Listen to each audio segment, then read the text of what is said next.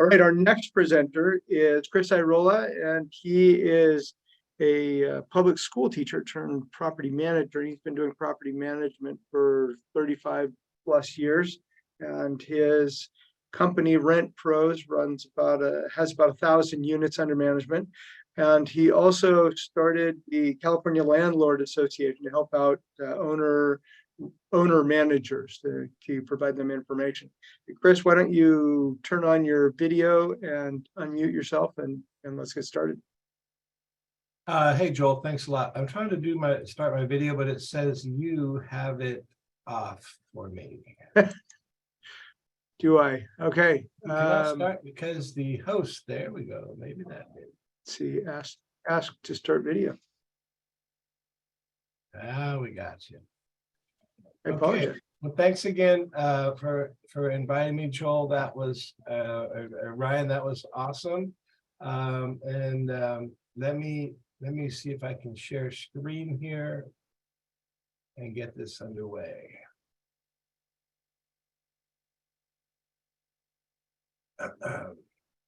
Okay, now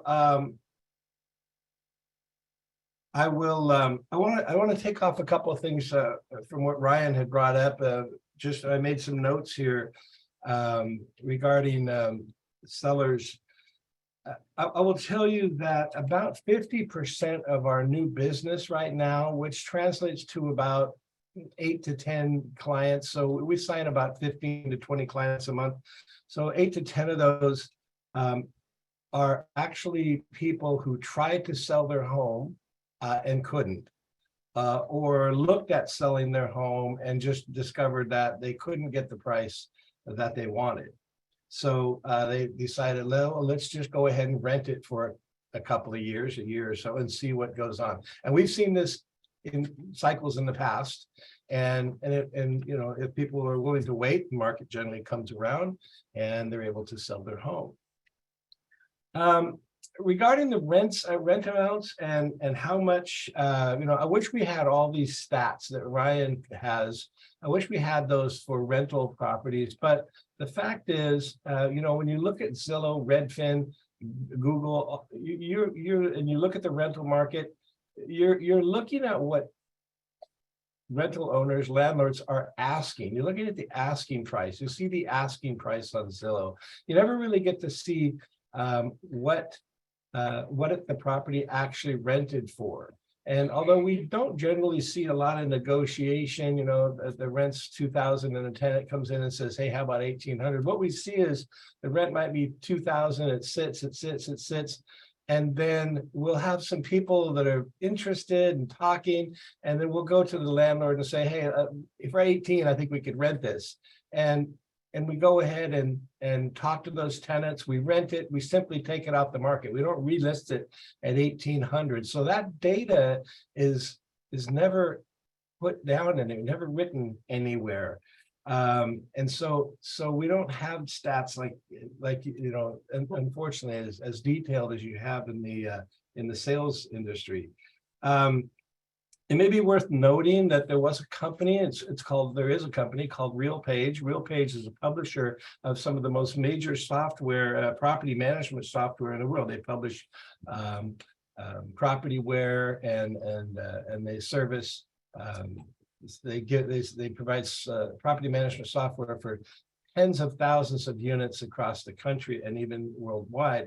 Well, they started tracking, they looked at the property manager's data. They could look right at our data, see how much we asked for a property, see how much we rented it for. And they started publishing this data to our industry. And then they included kind of like a zestimate, you know, you say, well, what will this sell for, or a rent zestimate.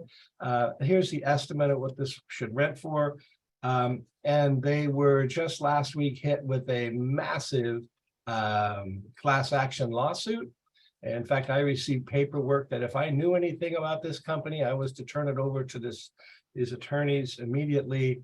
And so unfortunately, we have we got shut down there a little bit because we were starting to get some pretty good insight as to what was going on in the markets across the country.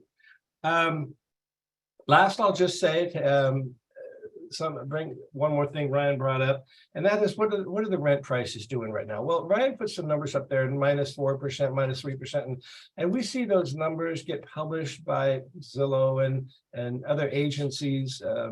And we always kind of go, ooh, that's not what we're seeing. And why? Because we generally have a pretty big lag between those numbers and then what we're empirically seeing at the moment. So just to let you know, right now, I can tell you, and by the way, it's very regional, isn't it? So a property that's downtown, Sacramento, for example, that I rented last year for, let's just throw out a number, say a little 2-bedroom, 1-bath for $1,600, maybe $1,700 a month. I better have that property priced at around 13 now, or it's going to sit. And if you pull up Zillow, for example, and look at all the properties for rent downtown, it's like, wow. So that's a 20% drop. And that's a little hard for my clients, my landlord clients to understand, but they're going to sit if they don't drop. So maybe they can get by with 15%. Kind of depends how updated the units are and stuff, but we're seeing some pretty hefty drops in those areas. Compare that to, say, something like Roseville or Folsom out in the suburbs. We're not seeing that large of a drop, but we are seeing a solid 10%. So if I could rent it for $3,300 last year, a nice home out in Roseville, I'm probably going to try to get that at $3,000 or $2,995 right now. And I'm going to watch that very closely. So a 10% drop. There's some areas that we don't really have much of a drop. Maybe the Antelope, Citrus Heights, really the bread and butter property. Those are older, more uniform. Those may be your 5 or 10% drops. So, but they weren't as high. They were never $3,000 in the first place. So it's very it's interesting. It's something I wish we could dive into more, but unfortunately we just don't have access to as much data, as detailed data as you guys do. So all right, with that said, I'm not a lawyer, I'm not an accountant. This is just marginal unsolicited advice from a lowly property manager coming from me to you. I want to talk today about what we've been through as landlords, what the investment property owners have been through now that the pandemic is over. We're kind of licking our wounds. It reminds me of the movie The Day After the nuclear holocaust, if you've ever seen that movie, nuclear explosions. And we're kind of walking around looking at the landscape. It's not the same. It's not all rumbling and crashing and being crazy like it was, but we're picking through the rubble to see what is and what isn't. I also want to talk about some key regulations that are still with us, and going to continue to be with us, because not all new regulations were COVID related and have gone away. And then finally, I want to do something a little different and talk about Senate Bill 9, which allowed these ADUs, and maybe some of you have been to the ADU seminars. And yes, they can be profitable. They have side effects that you may not think about. So I'll just go into that briefly. Okay, so over the past 3 years, of course, we've had a tremendous amount of regulation, and I've generally spent a lot of time deep diving into each one of these actions as they've come up: the CARES Act, the COVID-19 tenant relief acts and such. I'm not going to do that today, partly because it's past history, partly because it's tedious, and partly because you've already seen it. Hold it one moment. I'll see you, Mom. All right, bye-bye. Gotta go. All right. My mom just left. She's been here a couple of days. All right. All right, but it is worth putting up a legislative timeline here, I think, to kind of refresh our memories a little bit. Way back in December of 2018, on the far left, we had a vote. It was Proposition 10 on our ballot. Do we want rent control? And California's definitively said no. They didn't just say no; they said no to the tune of about 66%. That's huge. That means we don't want it. So what did our legislators start doing right away? Well, they turned around and started writing rent control because they wanted it. And in January 1st of 2020, they implemented 1482, Assembly Bill 1482. If you're around the industry, you'll hear this a lot. Hey, 1482 says this, 1482 says that. We're referring to the Assembly Bill that was implemented January 1st, 2020. Notice that's before the pandemic. Pandemic didn't hit until we really realized we were into it about in March of 2020. I have that in red because 1482 was implemented. It's here to stay. None of it goes away. I'm still hearing a lot of people say, well, I think that's over with. I think we're past. No, it's here. It's going to be with us. The rest of these mostly have gone away. Actually, it's the next one here on March 4th, executive order. We'll talk about that. Hasn't gone away, but all the rest of these are pretty much ended as COVID has ended. Before I leave this slide, I'll say one thing about this executive order. It was very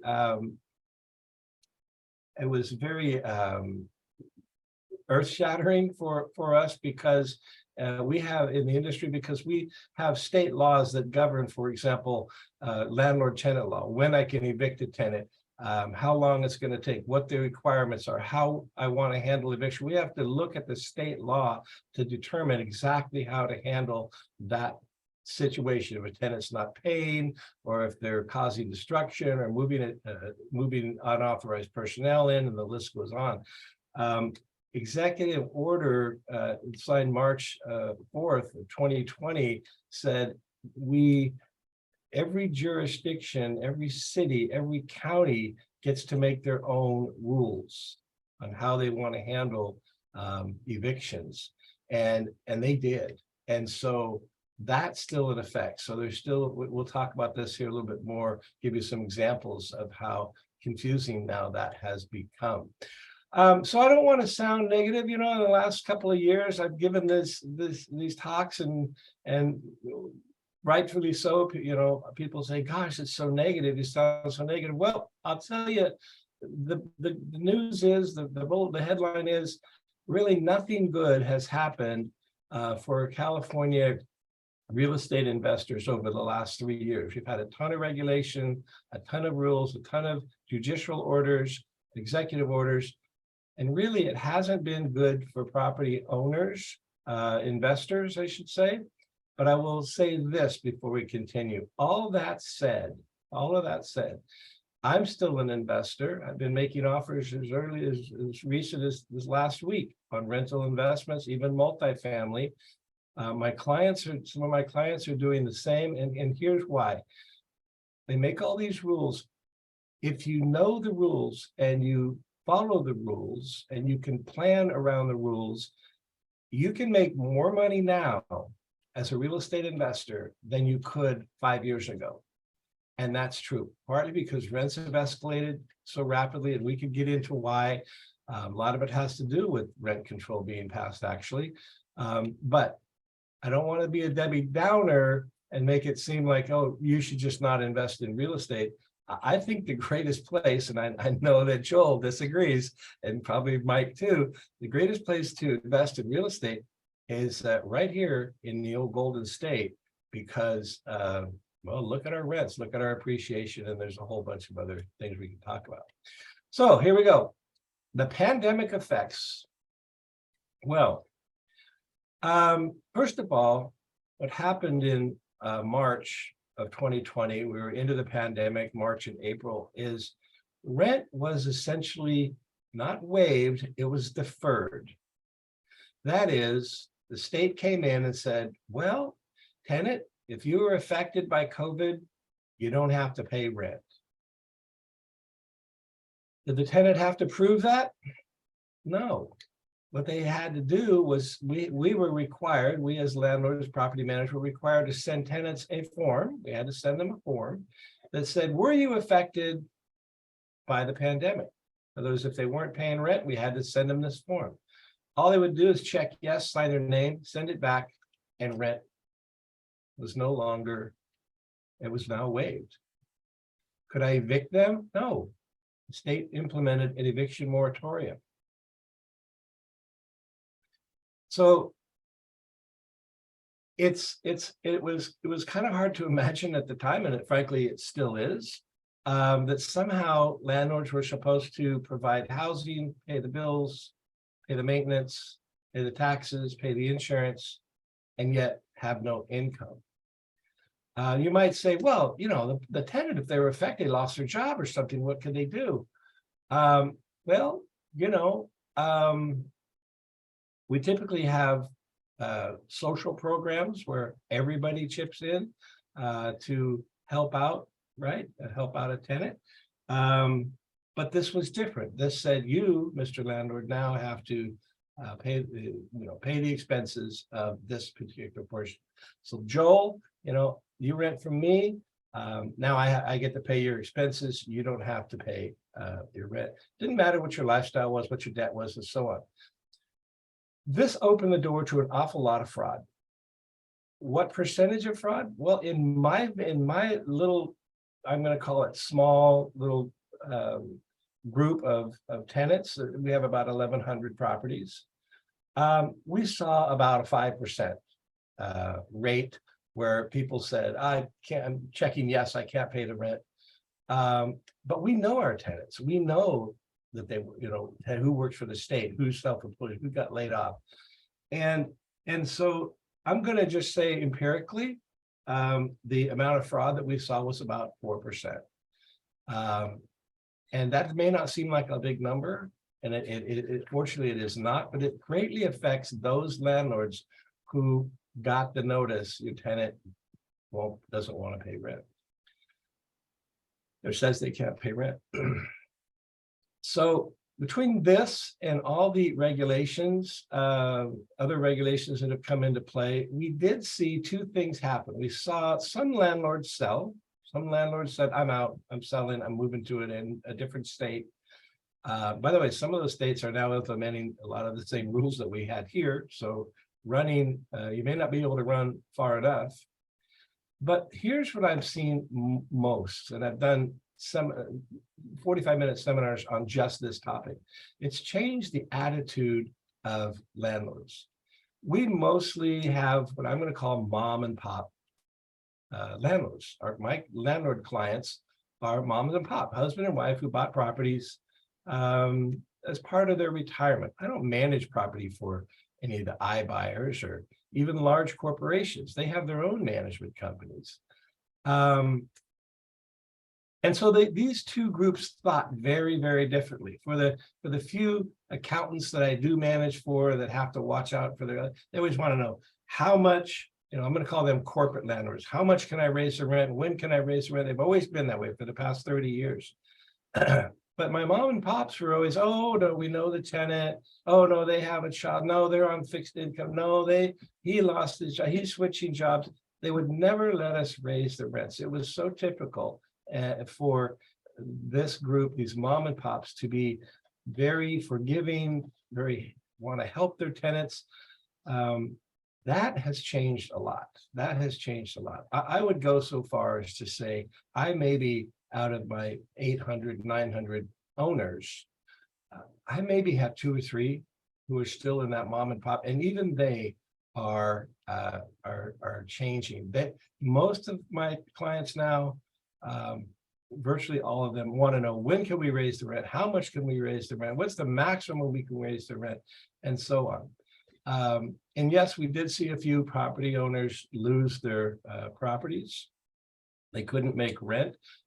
They couldn't make mortgage. They couldn't pay their expenses if the tenant wasn't paying the rent. And we had a couple cases where, you know, we had seniors who were living in care facilities have to move back home with their children so it created great hardship for landlords. We're kind of licking our wounds right now, as I said, looking around at the landscape, trying to figure out, wow, what's left, what isn't. And a lot of the long-time landlords are really, they're still stunned. They're still stunned.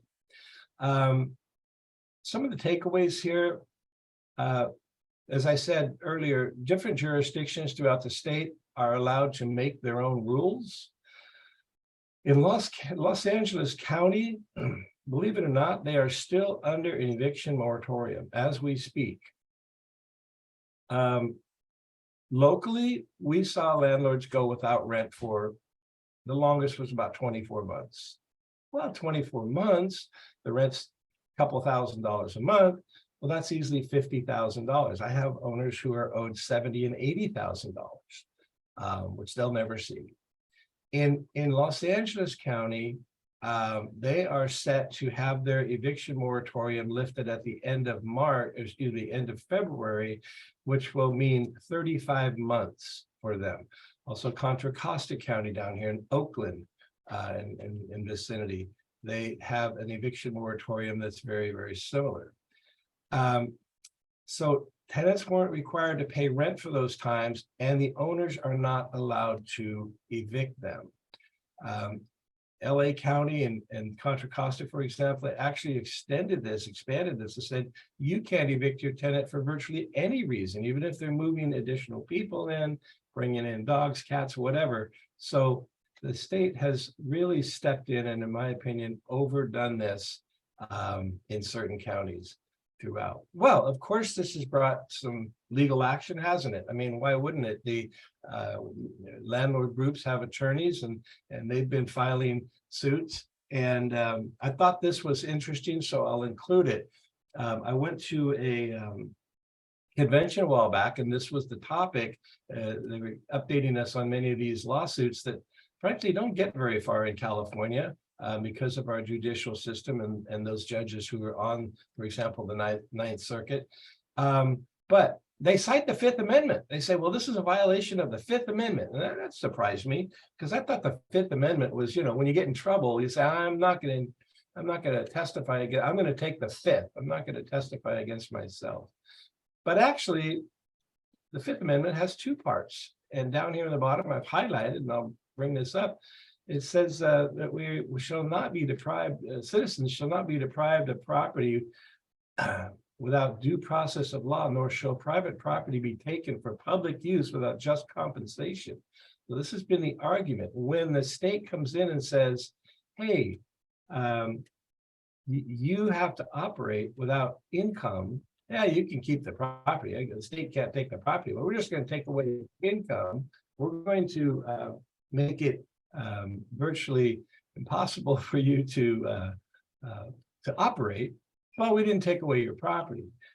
Seems like that would be an argument that should go somewhere, but frankly, it really hasn't in the courts. So these lawsuits are very expensive. Don't even bother unless you have a good $500,000 in the bank. And if you sue the state and you lose, you may be liable for their expenses too. So attorneys are very reluctant to take these cases now. All right, so all this said, I decided back in October to go to the Apartment Owners Association convention, which happened to be in Long Beach. It's the largest landlord convention in the state. And I went there because they were still in the eviction moratorium. And I wanted to meet these people. I wanted to meet the people who were still operating their rental properties without any income. At the time, there was 30 months, or they were 30 months into the eviction and eviction moratorium, I should say. And I'll tell you, back up, I was at Cattleman's restaurant the other day, the other night, and, watching the waiters and the waitresses and the food coming out and everything. And I thought to myself, well, what if this business was suddenly told, well, you have to serve these customers, but you don't get to charge. You could take an IOU. You don't get to charge them. You can't. We're not going to say that they don't have to pay, but they can hand you an IOU. I wonder if Cattleman's restaurant could survive for 35 months like that. In fact, you might ask yourself, what business could survive for 35 months or 30 months? Or 20 months or 24 months, as we saw here in Sacramento? What business could survive with no income, just taking IOUs from their clients? I don't think very many. So I went to this convention. It normally has about 200 attendees. This year is the first since the pandemic, so first convention in two years. There were 1,400 landlords there. And one of the things that struck me most about this is the demographics of the crowd. I'm 65 years old, and I'm going to tell you, I was not one of the older attendees. This is the senior citizens convention. In fact, they even had a booth where you sign up for Social Security and Medicare. I don't see that at the Realtors Convention or other conventions, but the organizers know who's going to be there, and this is who is out there. These are the mom and pops. They used to be mom and pops who are now thinking more corporate, trying to figure out, trying to learn, where are we right now? So what I did is I went to this convention and I listened, but I wanted to talk to people. So behind there, you can see there's a line of people. That's where the food was. And so people would go there and buy the food. And then there were these tables who would sit out. And so I parked myself at a table and I was there for about 2.5 hours. Just as people would sit down, I would talk to them, and I wanted to hear their story. I told them who I was, and we would talk for a while, and then they would leave, and then somebody else would sit down. And you know, the stories were all the same. They're all the same. This gentleman on the left, his wife you can't see, they own 7 properties in Long Beach, and they haven't seen rent at the time. They hadn't seen rent on 4 of those properties for 30 months. They know their tenants really well. They know they all had jobs. A couple of them work for the state. They know that they're taking vacations. They know that one of them bought a BMW, but they're not paying rent, and they don't have to pay rent because they check yes on that paper, that form. No proof required, by the way. No hearing, nothing like that. And so here they sit, and I don't know. I asked myself, well, why isn't there more of an uprising? And when you look at the demographics, you know, these aren't exactly the folks out there who are going to take up picket signs and go walk around, march in front of the state capitol. They're going about their business. They're doing their work. They're doing what they can. And that's who was there. I wanted to introduce you to this guy because he's 81 years old. His name is Glenn. He told me it's okay to put him up here. And I wanted to tell you his situation. Glenn is basically a blue collar worker his whole life. He lives in Long Beach, bought a house. Sometime later moved out of it, but rented it because thinking, hey, I'm a blue collar guy, retirement, bought another house, lived there for about 15 years, moved out and bought another house. So over the course of 35, 40 years, he acquired 3 properties, 1 he lives in, 2 that he rents out. Both of his tenants stopped paying rent. They signed yes, they checked yes on the form, as we saw many do, and stopped paying rent. And so Glenn went about 2 years without rent. Got his back rent was nearly $250,000 that was owed to him. And he kind of went through his budget with me and showed me he's not a wealthy man. He's just trying to make it right now. He's getting help from his son and so on. So you might say, well, wait a minute, there was that bill that allowed the state to pay rent, right, when a tenant was affected by COVID. And that's true. There was a bill set up to assist landlords like Glenn, and he could make his claim, and the tenant had to fill out some paperwork, and they sent it into the state, and then he could get some reimbursement. The problem is the way they set this up, the tenant also had to fill out the paperwork. And if the tenant didn't fill out the paperwork, he was dead in the water. And a lot of tenants didn't want to fill out the paperwork. Why? Because they never lost their job. They couldn't show loss of income. They were committing fraud and they knew it. So Glenn said, look, after all said and done, he got a check from the state. He got a check from the state. I said, how much was the check for? He said it was for $52,000. $52,000. So he's owed $250,000. So now he's still owed about 200. I bring up Glenn because this is pretty common. This is very common. As the president of the California Landlord Association, I hear this story from Ukiah to San Diego almost every week. And the question is, what can I do? How can I collect? What can I? And not only has that happened, but listen to this.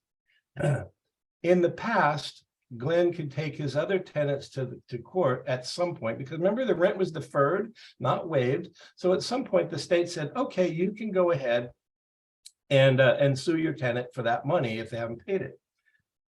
Never mind that after 2 or 3 years, the tenant owes, 100 grand, they're just gonna pack up and leave, aren't they? They're not going to stick around. But let's say they do. Normally you go to court, you get the judgment, and then you could first of all, get a sheriff's writ, get the people out, and then go ahead and try to collect on your judgment through a collection agency. How does a collection agency work? Collection agency will look at the debtor's financial position, and they'll look at their wages, their job, and they will usually garnish wages to start repaying the debt. Well, the state came in and said, okay, well, we're going to move this to civil debt. So that means that instead of going through the regular process, you now have to take your tenant. You can move the tenant out, you can get a sheriff's writ, move them out, but to collect your debt, you have to take them to small claims. Well, small claims raise the limit because it used to be $10,000 maximum. I know we're getting into the weeds here a little bit, but I want you to hear this. They raised the amount so Glenn can go sue. He can sue in small claims. And he can probably win, especially if the tenant's gone and doesn't show up, and he can get a judgment. The judgment he would normally take to a collection agency, who would then look at the tenant and garnish wages, etc. But the state came back and said, wait a minute, we are going to make a rule, and they did make a rule that said landlords can no longer collect their judgment through wage garnishment. Well, how the hell else are you supposed to collect rent? Go beg them? What are you going to do? So they took away the very tool that Glenn would ultimately use to go collect his rent. Not only that, the state came out and said, we are lifting our moratorium here in February of 2023, at the end of February. However, Glenn is not allowed to sue the tenant because the rent's going to continue to be deferred for an additional year. That is through February 1st to February 1st of 2024. So here's Glenn. He's out $200,000. Okay. And he can't even go file on that until more than a year from now, about a year from next month. Then when he files and gets a judgment, what's he going to do with the judgment? Wallpaper his bathroom? I don't know. He can't do a wage garnishment. So he's out. Isn't he? And Glenn represents, I'm not kidding you, more than 100, probably more than 200 people that I've spoke with over the past year. And that's the state. And I don't want to be a downer, but folks, these are the rules that our electorate are making, and this is what's happened to landlords. So what do you do to protect yourself? There's a lot of things you can do. You got to beef up your tenant screening, don't you? You gotta tighten up your lease agreement. You got to know when you can do what, and then you got to do it quick. No more Mr. Nice Guy, no more mom and pop. You got to be a corporate-minded real estate investor in California. If you're going to be a real estate investor, y'all better put on your big boy pants and get out there and do it according to law as fast as you can. Because frankly, Glenn, he waited a couple of things. He waited a little too long, as did most landlords in his situation. So I made a video. I don't think it'll play. Let me try it. When it comes Can to you the hear that, response to Joel? COVID-19, it turns out we are not all in this together. Meet John and Susie. They both have worked for the same firm for the past 10 years. They have the same position and earn the exact same amount in salary and benefits. Susie contributes to her 401k plan, has a good savings account, and even invests in stocks and bonds. Susie is financially secure and doing well. John also contributes to his 401k. Hey, Chris, I hear it, but I don't see anything moving if it's a video. Oh, you John don't? is financially Okay, then I'll secure and stop doing it. well. John also bought a rental property to supplement his future retirement. Okay, so I'll move on. There was a big campaign. We saw it on television. We're all in this together, and it just infuriated me. So I made this video to show that we're not. If you didn't invest in real estate, When it how do I get through this? All right. If you didn't invest in real estate, you had no knowledge of this. You weren't affected by this at all. You weren't supporting another individual in their lifestyle, in their housing. You weren't doing that. If you did invest in real estate, you were singled out to do just that. And, you know, I don't want to deliver a political sermon or a lecture here, but I will say this. We have a food stamp program, an EBT program. We have Section 8. We have many programs to help those, and we all want those programs to be in place for people who are having financial difficulty. I don't think any of us will totally disagree with that. But when you ask one individual to be responsible for one other specific individual, and they have, it's kind of like when you loan someone money and then you watch them go out and do crazy things and they're not paying you back. That's a position that thousands and thousands and tens of thousands of landlords have put in throughout the state. Okay, enough said. Chris, thank you so much.